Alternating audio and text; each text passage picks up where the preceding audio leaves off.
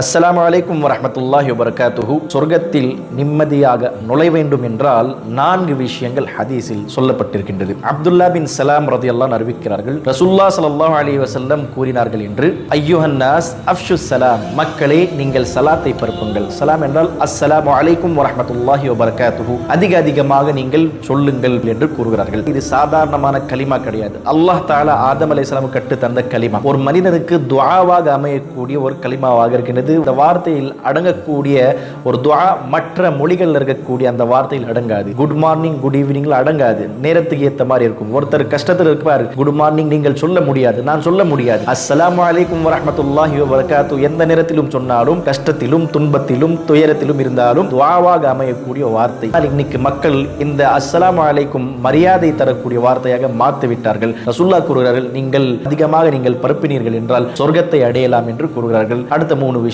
அடுத்த வீடியோவில் பார்ப்போம். அஸ்ஸலாமு அலைக்கும் வரஹ்மத்துல்லாஹி வபரகாத்துஹு.